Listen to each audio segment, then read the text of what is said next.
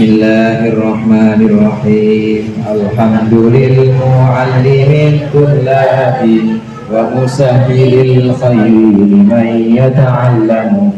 Thumma assalatu wassalamu ala nabi wa alihi wa sahbihi jayudamu.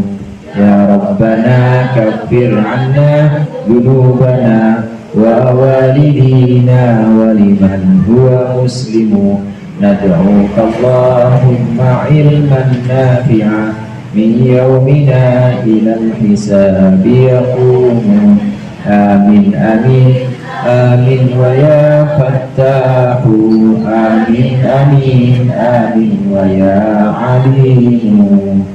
Bismillah, walhamdulillah, wassalatu wassalamu ala sayyidina Muhammadir Rasulillah wa ala alihi wa ashabihi wa man tabi'a hudah.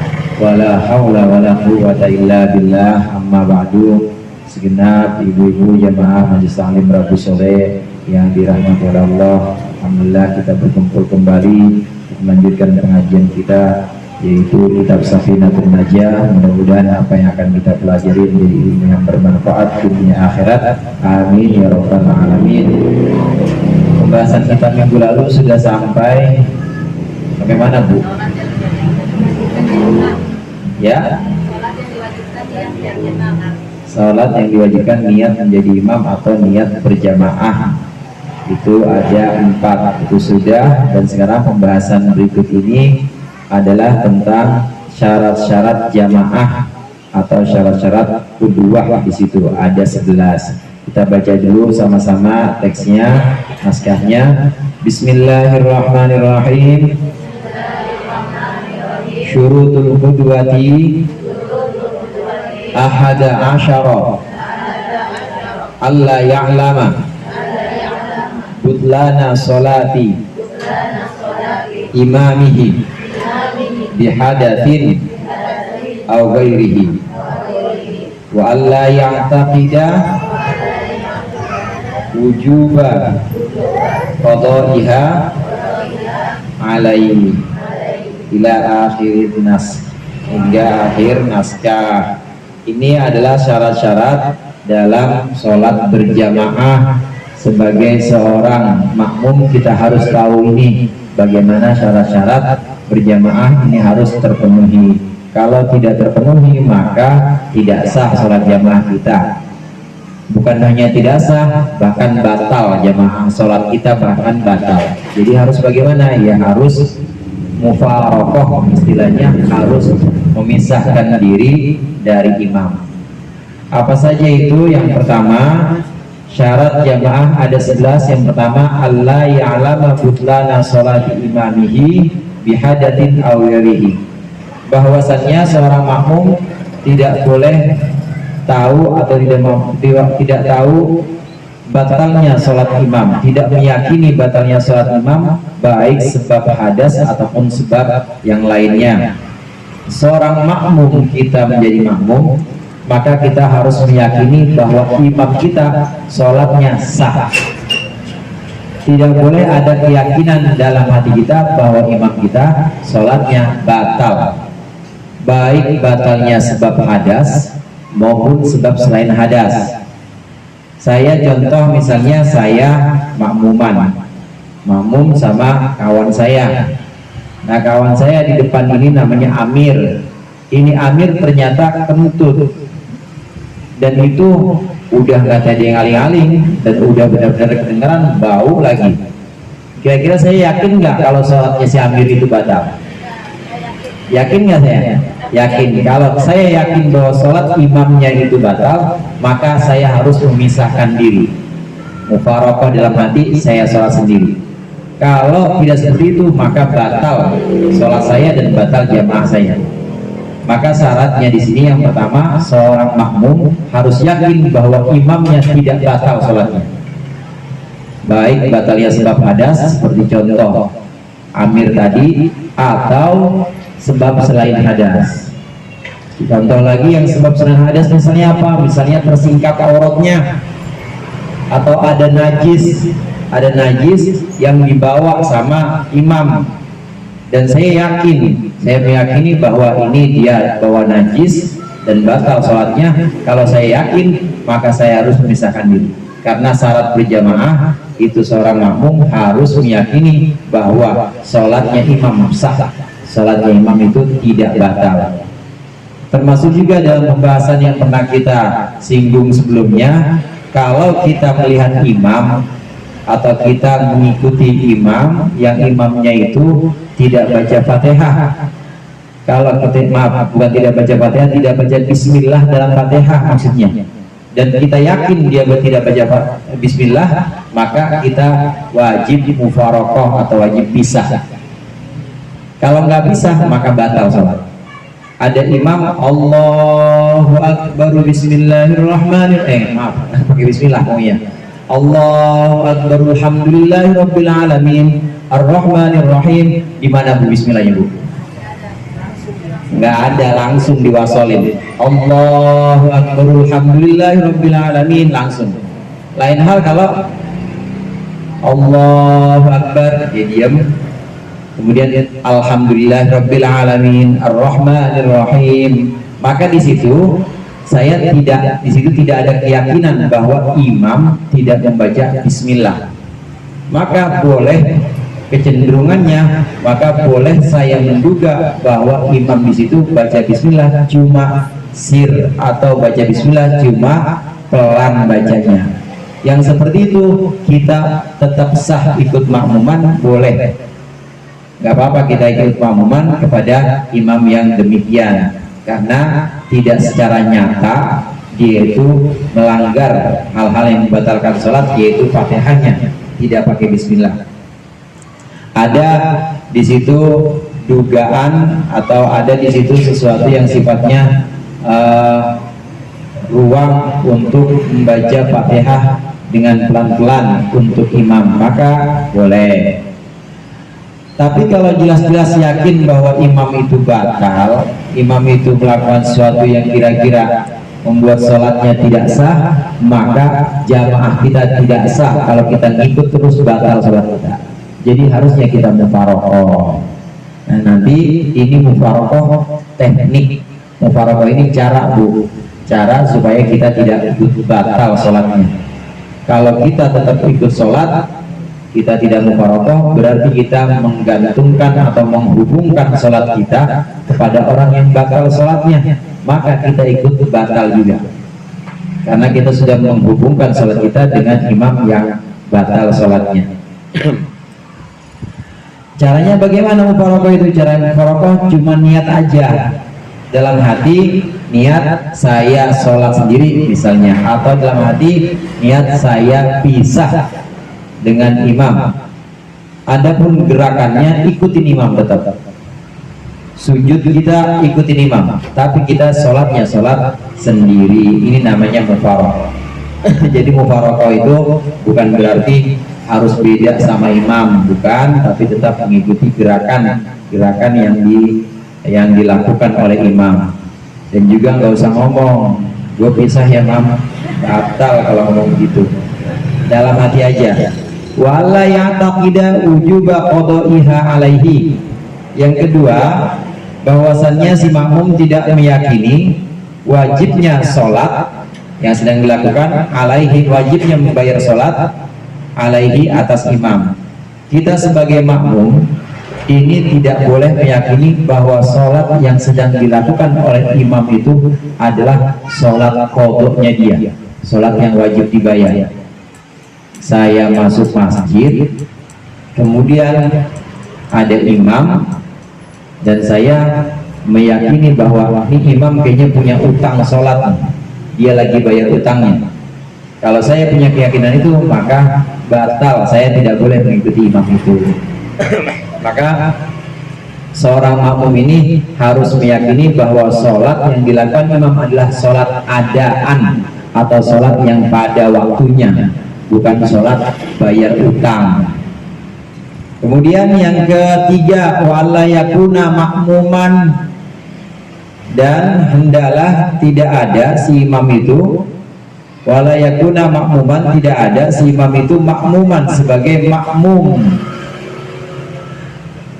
Tidak sah kita mengikuti imam yang jadi makmum orang lain. Saya sholat sama Amir tadi. Nah ternyata si Amir jadi makmum. Makmumnya siapa? Makmumnya si Khalid. Maka batal, tidak boleh. Jadi seorang imam ini harus orang yang bebas dari mengikuti orang lain. Seorang imam nggak boleh orang yang lagi ngebuntut dengan orang lain. Kalau imamnya itu menjadi makmum, maka tidak sah jamaah kita, batal jamaah kita, dan batal sholat kita. Harus sholat sendiri yang tadi mufaroqah. Atau kalau kita tahu ya nggak jadi jamaah, kita jangan ikut jamaah orang yang sedang jadi makmum. Kita harus menjadi jamaah orang yang memang benar-benar jelas menjadi imam. Syarat dari seorang imam itu harus mustaqil, istilahnya. Mustaqil di sini artinya dia sendiri melaksanakan sholatnya, tidak ikut dengan orang lain. Kalau dia ikut dengan orang lain, dia masih jadi makmum, maka dia tidak boleh menjadikan imam.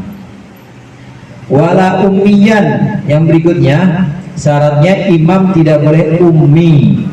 Ummi yang dimaksud di sini adalah orang yang tidak bisa baca Al-Quran secara umum. Tapi yang dimaksud dalam syarat imamah atau jamaah adalah orang yang tidak bisa membaca Fatihah dengan lafaz-lafaz yang fasih huruf-hurufnya, apalagi dengan perubahan huruf yang bisa mengubah makna. Ibu-ibu jamaah rahimakumullah, rukun sholat itu yang sifatnya ucapan ada 5. Yang pertama Allahu Akbar, yang rukun yang wajib, namanya takbiratul ihram, itu pertama. Yang kedua apa kira-kira Bu? Yang berupa ucapan atau berupa bacaan. Yang kedua, pertama kan takbiratul ihram, yang kedua apa? Yang berupa bacaan, berupa ya, yang rukun, yang berupa bacaan. Rukun sholat sebagaimana pembagian ahli fikih dibagi menjadi 3. Ada rukun qalbi, ini wajib hati, yaitu niat. Ada rukun fi'li, yaitu berupa gerakan-gerakan seperti sujud, seperti ruku. Ada rukun qauli, berupa ucapan atau bacaan. Yang berupa ucapan, yang rukun itu yang pertama adalah Allahu Akbar. Yang kedua Al-Fatihah. Al-Fatihah ini rukun. Guru-guru kita dulu kalau mengajarkan anak ngaji itu yang pertama Allahu Akbar harus benar. Kemudian Fatihah diulang-ulang. Habis itu tasyahud itu diulang-ulang, karena itu adalah rukun atau wajib dalam sholat. Yang lainnya kalau tidak fasih nggak apa-apa, nanti dilatih. Yang penting Fatihah, tasyahud, salam, takbir, Allahu Akbar itu termasuk rukun ucapan atau bacaan, harus benar-benar difasih, dibuat fasih bacanya. Ada imam dia ummi, artinya ummi di sini tidak fasih baca Fatihahnya, maka tidak sah jamaah kita dengan imam tersebut. Jadi harus orang yang benar-benar fasih, orang yang benar-benar bisa melafazkan, membedakan antara Allah dengan Dod, membedakan antara dal dengan dal. Harus benar-benar bisa membedakan itu. A'udhu A'udzubillahi minasyaitonir, itu belum bisa membedakan. Kalau ada imam yang seperti itu, maka kita lebih baik ambil imam yang fasih. Kalau kita bisa, ya kita yang jadi imamnya. Anak kita juga seperti itu. Kalau dalam Fatihahnya dia belum fasih, maka ibu niatnya jangan niat makmuman, niat sholat sendiri aja. tapi anak tetap dijadiin imam nggak apa-apa buat ngelatih dia, cuma ibu sholatnya sendiri aja kalau belum fase fatihahnya. Kalau udah fase dan sudah mumayyiz, udah boleh jadi imam, karena Nabi pernah menyuruh seorang sahabat masih usia 7 tahun itu menjadi imam untuk satu kaum, bukan untuk Masjid Nabawi, bukan. Kalau di Masjid Nabawi ya pasti Nabi, tapi di kaumnya atau di kampungnya anak kecil masih 7 tahun disuruh imam karena sudah fase bacaan Fatihahnya. Tahu bocah cekir fase apa kagak? Soalnya orang Arab ya fase ya. Nah kalau sudah baca Fatihahnya fase, tasyahudnya sudah fase, kemudian juga dia itu sudah mumayyiz itu artinya sudah bisa makan, minum dan juga istinja sendiri, boleh dijadikan imam. Belum sunat Ustaz, nggak apa-apa, tetap sah mamuan kita meskipun akhlaf atau meskipun belum sunat, itu tetap sah. Jadi seorang imam itu haruslah orang yang istilahnya qori. Qori di sini bukan qori yang temannya sari tilawah, bukan. Qori di sini orang yang bisa membaca Fatihah dengan fase, dengan sesuai huruf-huruf yang ada dalam Fatihah. Kalau imam tidak seperti itu, maka jamaah kita tidak sah. Kita harus cari imam yang lain atau kita lebih baik sholat sendiri. Ini yang menjadi ukuran adalah Fatihah, Bu. Bagaimana dengan tasyahudnya Ustaz? Kan dibacanya sir, dibaca pelan, nggak usah dijadikan patokan. Kita lihat Fatihahnya. Kalau Fatihahnya imam itu cakep, berarti kita lanjutin jamaah dan sah. Nah tasyahud urusannya yang lain, yang penting Fatihahnya itu yang menjadikan patokan, menjadikan tolak ukur. Wa alla yataqaddama alaihi fil mauqif. Syarat berikutnya bahwasannya tidak mendahului, si makmum tidak mendahului alaihi atas imam fil mauqifi, dalam tempatnya tidak boleh mendahului imam. Seorang makmum tidak boleh tempatnya mendahului imam, artinya lebih maju dibanding imamnya, tidak boleh, tidak sah. Maka harus mundur sedikit makmum, atau kalau tidak sejajar nggak apa-apa, meskipun sejajar hukumnya makruh. Bagusnya imam di depan, makmum di belakang, agak mundur atau mundur sekalian kalau memang makmumnya banyak, sekitar 1 meter misalnya, itu disunahkan mundur sekitar itu. Tapi kalau makmumnya cuma 1 orang, ibu jamaah sama suami, cuma ibu doang makmumnya, maka sunnahnya di sebelah kanan, dan juga jangan terlalu jauh jaraknya di kanan imam, dan jaraknya itu hanya sekedar ini aja, membedakan antara dirinya kita sebagai makmum dengan dirinya imam, jadi jangan terlalu jauh. Seorang makmum tidak boleh mendahului tempatnya imam, artinya lebih maju dibanding imam.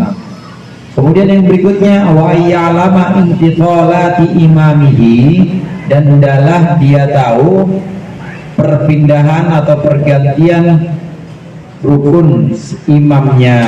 Artinya kita tahu sebagai makmum bahwa imam sudah berpindah dari diri ke ruku. Kita tahu bahwa imam sudah berubah dari ruku ke i'tidal, itu harus tahu. Kita tahu imam sudah pindah dari i'tidal ke sujud dan seterusnya, makmum harus mengetahui itu. Ibu-ibu jamaah rahimakumullah, mengetahui perpindahan atau pergantian gerakan imam ini bisa dengan 3 cara.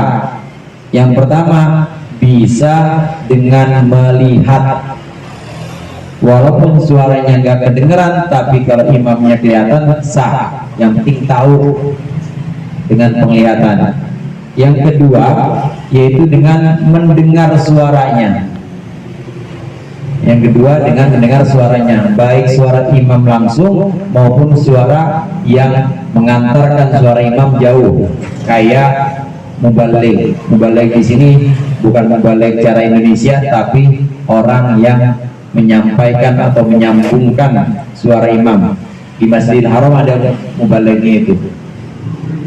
Allahu Akbar, Allahu Akbar, dia bikin dulu, itu namanya mubalig.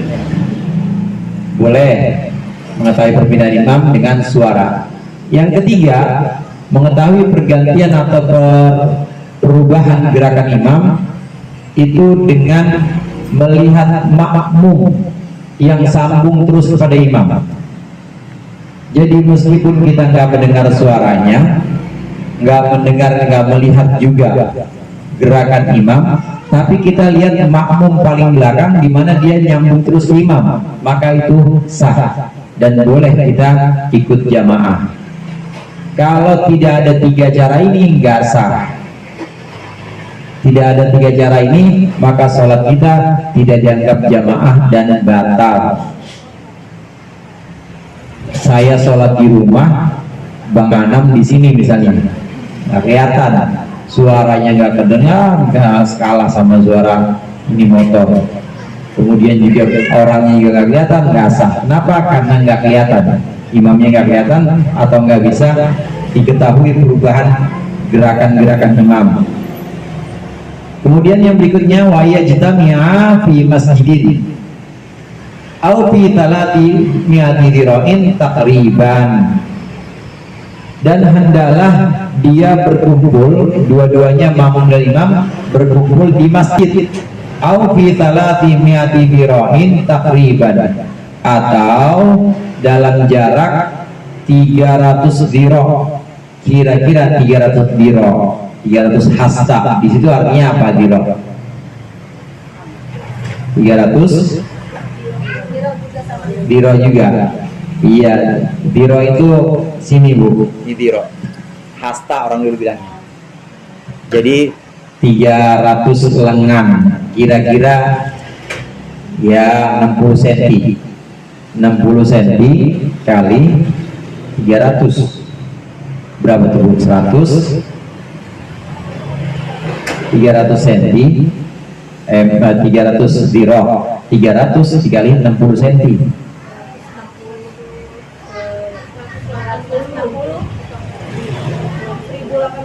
1800 cm. 1800 cm berarti berapa meter? 1800 cm, 18 meter. Oh. Kalau duit 10.000 sama 100.000 bisa ngitungnya ya, kembalian, jangan sampai kurang, tekor. Jadi 18 meter.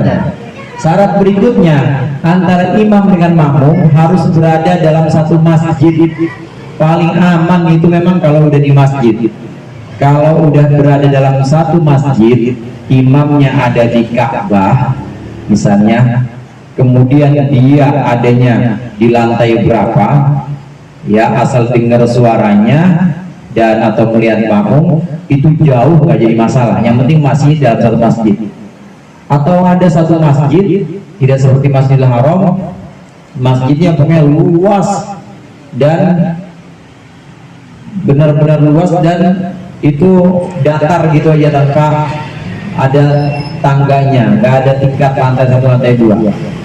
Nah, masjidnya berapa luasnya? 1 hektar misalnya, asal itu disebut dengan satu masjid, maka meskipun jarak antara makmum dengan imam jauh, imamnya ada di pengimaman, makmumnya jauh di ujung pintu masuk, itu nggak apa-apa asal berada dalam satu masjid.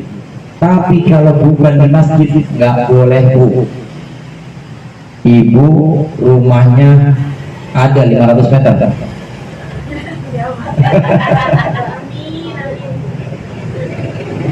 Taruhlah rumah ibu 40 meter atau 100 meter deh.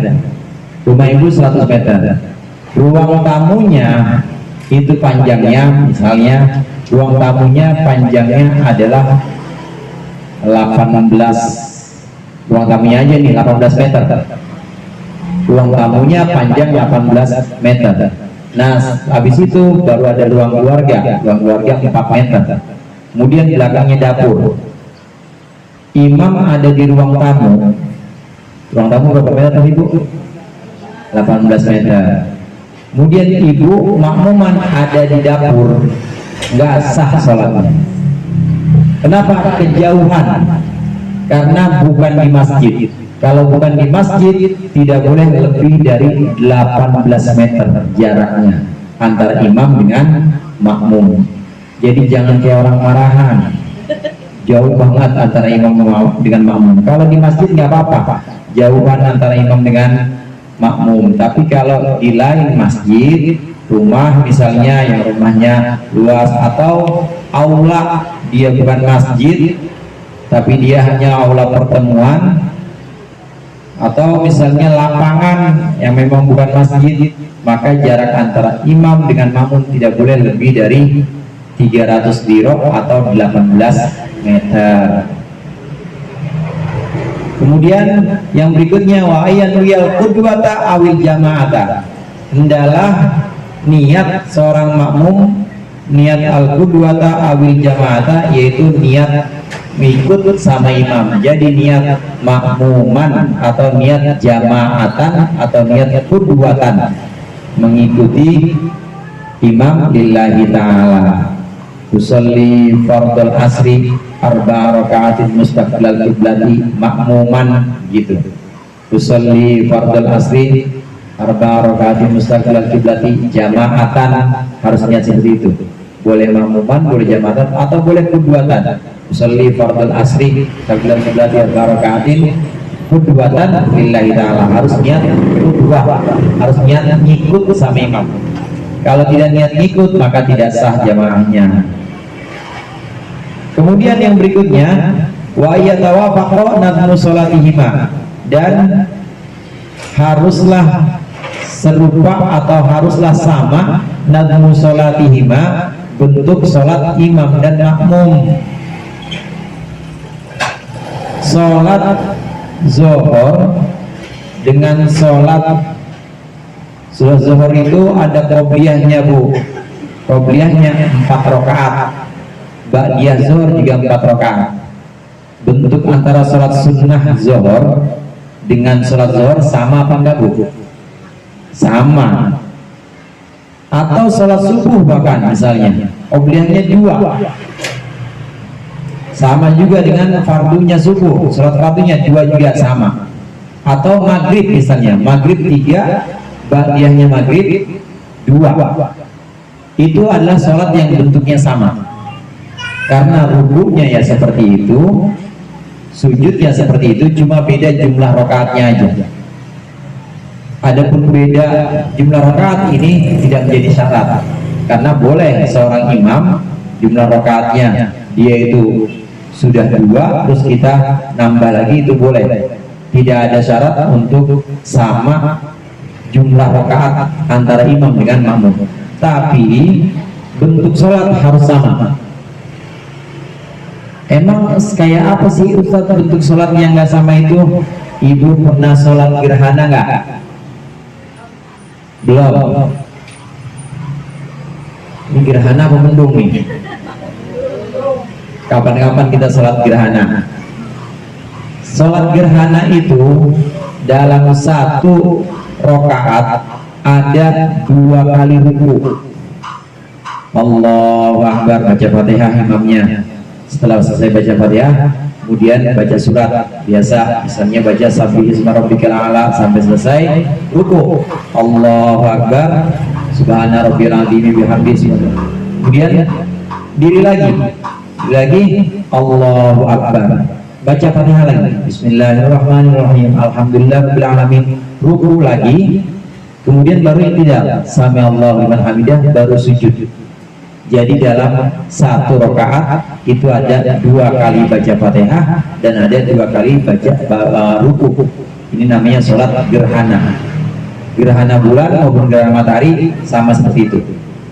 Ada imam, dia lagi sholat gerhana, makmumnya pengen ikut makmuman tapi sholatnya sholat isya, maka tidak sah karena bentuknya tidak sama dengan bentuk sholat imam atau tidak sesuai. antara sholatnya imam dengan sholat makmum berbeda bentuknya. Ini yang dimaksud berbeda bentuk, itu tidak sah. Jadi harus sama bentuknya. Bagaimana kalau kita sholat wajib sebagai makmum, imamnya sholat sunnah? Nggak apa-apa.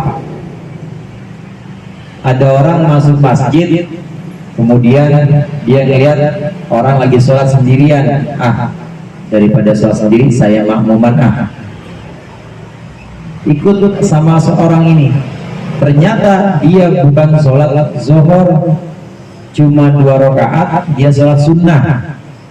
Sah sholat kita sebagai makmum yang niat zuhur, karena bentuk sholatnya tetap sama antara zuhur dengan sunnah itu. Yang tidak boleh kalau bentuk sholatnya berbeda. Nah, itu bentuk sholat yang berbeda. Contoh bentuk sholat yang berbeda, sholat jenazah. Ibu pernah sholat jenazah nggak, Bu? Pernah nggak, Bu? Sholat jenazah bentuknya beda. Jenazah meskipun yang jadi mayitnya atau yang disolatin kiai, jangan pakai ruku, Bu. Nggak ada rukunya, apalagi sujud, kan bentuknya udah beda. Orang sholat jenazah, imamnya sholat jenazah, makmumnya niat sholat subuh misalnya, maka tidak sah, nggak boleh. Karena apa? Karena bentuk sholatnya tidak sama antara imam dengan makmum. Syarat sholat yang tadi disebut di sini harus serupa atau sama bentuk sholat keduanya, yaitu imam dan makmum. Wala yukhalifahu fi sunnatin fahishatil mukhalafah, dan hendaklah makmum tidak berbeda dengan imam fi sunnatin fahishatil mukhalafah, dalam sunnah yang buruk terlihat saat berbeda. Sunnah yang buruk terlihat saat berbeda. Ibu-ibu jamaah rahimakumullah, ada sunnah-sunnah yang kalau kita berbeda dengan imam itu nggak kelihatan, nggak ketara, itu nggak apa-apa kalau kita beda sama imam. Contoh sunnah-sunnah yang kalau kita beda dengan imam itu nggak ketara-ketara banget. Julus istirahat atau duduk istirahat, itu sunnah. Imam kita saat dia rakaat pertama selesai sujud yang kedua, sebelum bangun dia duduk dulu, namanya duduk istirahat. Duduk, kita nggak ngikutin, nggak apa-apa, karena ini berbeda dengan imam tapi nggak terlalu ketara. Yang berbeda dengan imam yang ketara dan terlihat buruk, inilah yang membatalkan sholat dan membatalkan jamaah kita. Imamnya duduk tasyahud, makmumnya diri, maka batal sholatnya itu makmum, karena dia berbeda dengan imam dan sangat ketara dengan perbedaan yang buruk, namanya fahishatil mukhalafah, yang buruk perbedaannya. Contoh lagi misalnya, imam turun sujud, kemudian imam kunut misalnya, imam kunut, kemudian makmum itu sujud. Ini juga termasuk berbeda yang buruk, karena imamnya masih dalam posisi i'tidal. Betul, kunutnya memang kunutnya adalah kunut yang sunnah, kunutnya itu sunnah muakkadah. Tapi yang menjadi permasalahan bukan kunutnya, berdirinya imam itu adalah i'tidal. Makmum berbeda rukun, berbeda gerakan, berbeda dengan imam, yaitu dalam berdirinya saat kunut, maka dia berbeda yang sangat ketara, fahishatul mukhalafah. Maka yang seperti itu membatalkan sholatnya.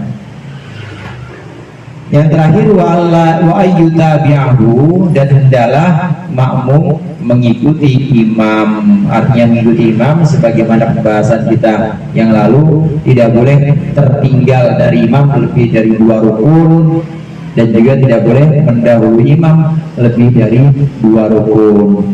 Inilah 11 syarat-syarat berjamaah yang harus terpenuhi. Kalau tidak terpenuhi salah satunya, maka batal. Kalau kita tahu caranya supaya tidak batal, maka kita mufaraqah atau kita bisa sholat sendiri, tetap gerakannya tetap mengikuti imam, tapi kita niat untuk sholat sendiri. Wallahu a'lam bishawab. Selebihnya silakan jika ada pertanyaan.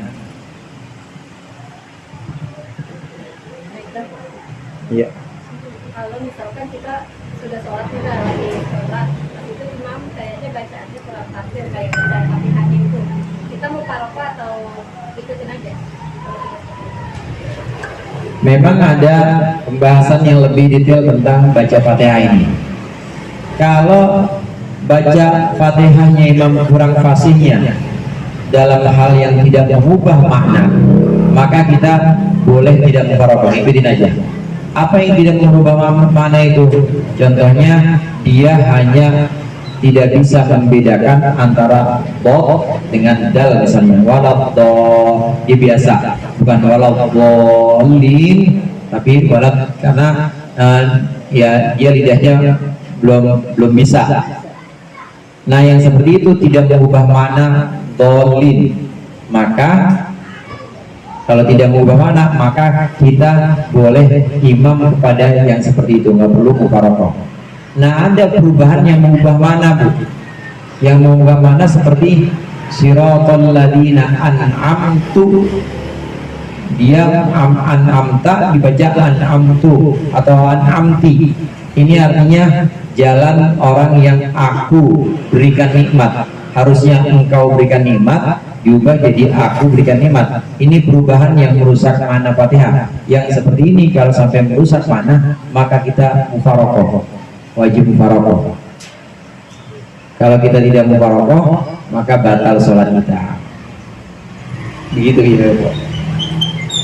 Kalau masalah pembatas antara imam dan makmum, waktu COVID melanda kita nih, waktu itu kan pernah ada katanya boleh bermakmum melihat televisi. Itu bagaimana tuh, Mbak? Itu pernah ada sampai debat juga. Iya. Itu tadi pembahasan syarat antara imam dengan makmum harus mengetahui. Makmum harus mengetahui. Nah, sekarang TV itu kan jaraknya jauh ya. Itu jelas bukan di masjid lagi. Nah, dari sini saya bisa katakan kalau makmuman dengan TV itu tetap tidak sah, nggak sah, kecuali dia berada di satu tempat yang namanya masjid, misalnya kayak begitu.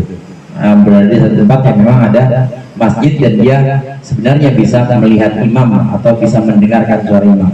Tapi kalau makmumnya kita di rumah, kemudian imamnya ada di stasiun RCTI, nggak sah.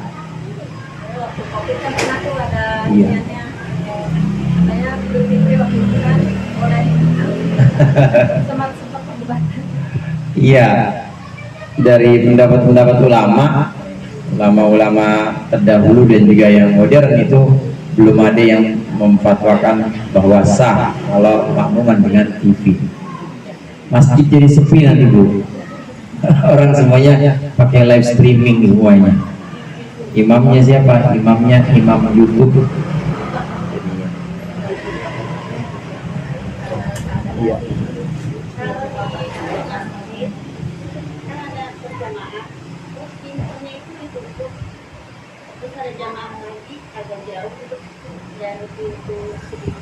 Aula lain gitu. Sama jamaahnya. Tapi pintu yang aula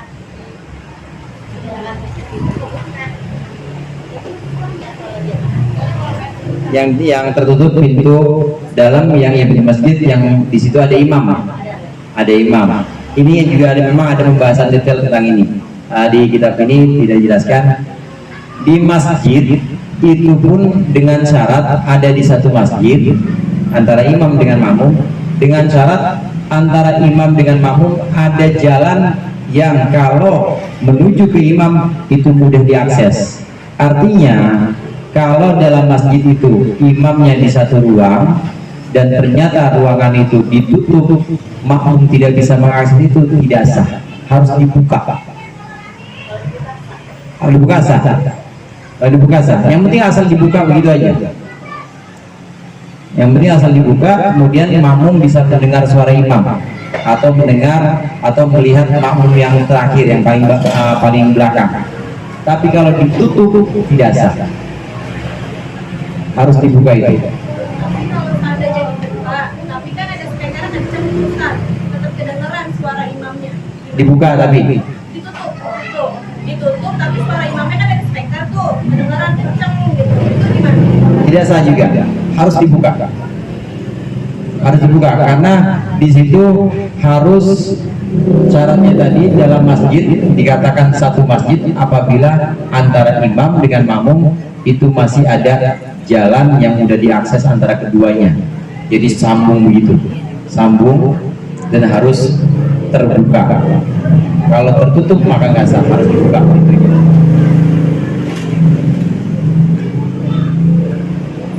Meskipun dia itu mendengar suara imam dari speaker atau mendengar suara imam langsung, maka tidak sah. Contoh lagi begini,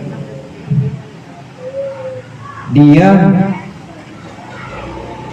imam ada di ruang utama masjid, kemudian antara ruang yang tempat imam berada itu bisa ngelihat, makmum bisa ngelihat imam, cuma yang menjadi pembatasnya itu adalah kaca zaman sekarang kan bening-bening banget itu ya bening banget, dan itu nggak dibuka maka nggak sah meskipun mendengar suara imam dan juga meskipun melihat, tetap harus dibuka seperti kaca misalnya, atau ada jeruji misalnya yang kira-kira di situ tertutup paten dan nggak dibuka, maka itu tidak sah.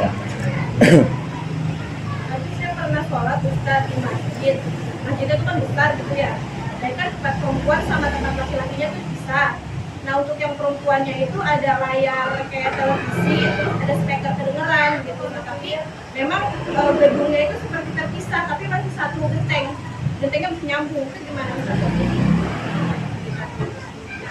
Antara posisi perempuan, bangunan perempuan atau lantai perempuan dengan imam itu dia ada di belakang imam atau ada di depan imam. Nah, poinnya di situ. Iya. Kalau poinnya di situ ada di belakang imam dan tetap syarat pintu itu harus. Kalau dia ada di belakang imam dan ada jalan untuk menuju imam yang mudah diakses, sah. Tapi kalau tidak ada jalan, artinya ditutup pintunya, maka nggak sah. Harus tetap ada pintu tertutup. Pintu tertutup tuh harus dihilangkan, maksudnya harus dibuka pintunya. Itu walaupun maksudnya di dalam itu ada jamaah juga gitu, laki-laki. Misalkan ada jamaah laki-laki, itu ditutup, itu di belakangnya tidak bisa. Iya, harus dibuka. Nggak perlu dibuka semuanya, dibuka bareng dikit aja. Kira-kira bisa jalan untuk lewat orang atau untuk lewat satu orang menuju ke imam, maka itu baru dianggap sah, baru dinamakan satu bangunan kalau gitu. Karena kalau sudah tertutup rapat maka tidak dinamakan satu bangunan lagi, meskipun satu atap tapi dia tidak dinamakan satu tempat lagi, sudah terpisah rapat. Ustaz, saya mau nanya, saya kan pernah dengar selama ya katanya anak kecil yang belum sunat itu kan masih nyimpan najis di kemaluannya, itu dia bisa membatalkan sah sholat gitu Ustaz. Itu gimana maksudnya Ustaz? Membatalkan memutus sah sholat. Katanya anak kecil yang belum sunat walaupun misalnya wudhunya udah bersih tapi dia nggak apa namanya ya, itu kan ada penafsiran yang tidak boleh mengikuti orang tuanya sholat. Karena dia masih menyimpan najis di kemaluannya Ustaz. iya nggak apa-apa itu, nggak apa-apa, artinya itu aja, ajak aja. Jadi itu hanya satu pendapat aja, hanya satu pendapat yang mengatakan anak kecil itu bisa memutus sah sholatnya. Kalau dia diajak ke dalam sholat, tetap sholat jamaah kita terus sempurna, nggak mengurangi itu, nggak mengurangi pahala jamaah kita. Jadi hanya perbedaan pendapat. Posisi sholat berjamaah, anak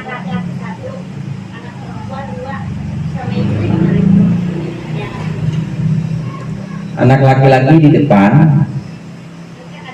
Iya, anak laki di saf pertama maksudnya. Iya, kanan imam.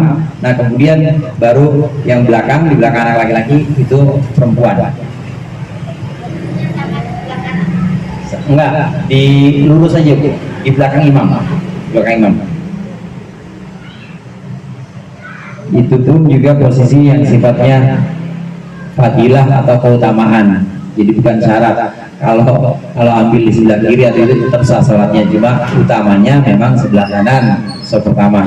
Kemudian kalau ada perempuan di belakangnya laki-laki, ambil yang lurus dengan imam.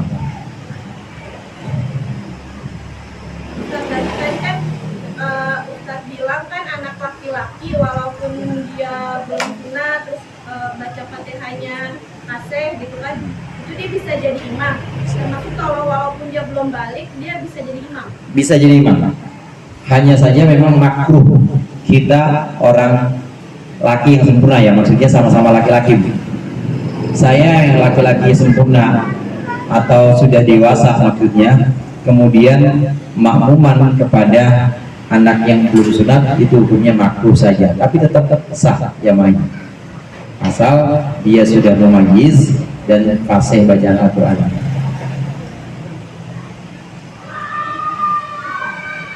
Mumayyiz belum tentu balik, 7 tahun itu udah bisa mumayyiz.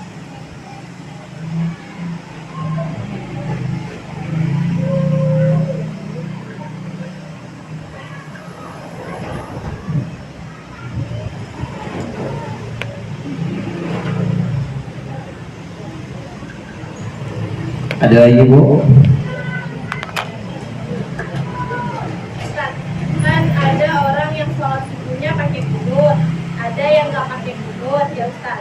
Nah, terus misalnya gini Ustaz, dia itu sholat terbiasa pakai kunut, terus dia sholat di masjid, tahu-tahu Ustaznya itu nggak kunut, apa dia harus sujud sahwi atau nggak usah?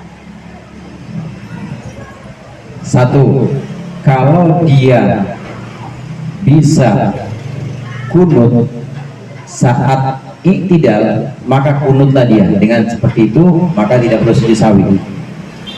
Gambarannya seperti apa? Begini, imam Rabbana lakal hamdu bil samawati.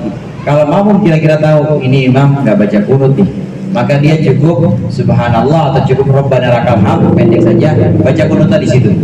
Imam turun sujud, baca nafil kunut sampai salawat sallallahu alaihi wasallam. Kemudian imam duduk di antara dua sujud, baru dia turun sujud. Yang penting prinsipnya kemarin, jangan tertinggal 2 rukun dari imam. Karena tertinggal 2 rukun dari imam itu sudah berbeda, perbedaan yang fahishatul mukhalafah tadi, yang buruk. Asal jangan tertinggal 2 rukun.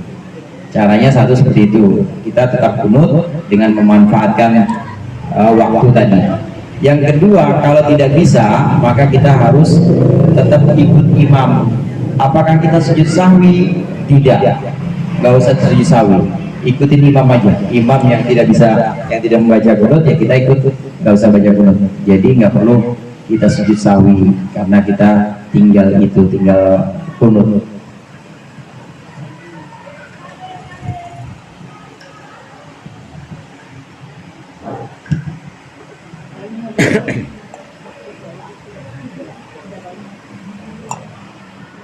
Udah ya.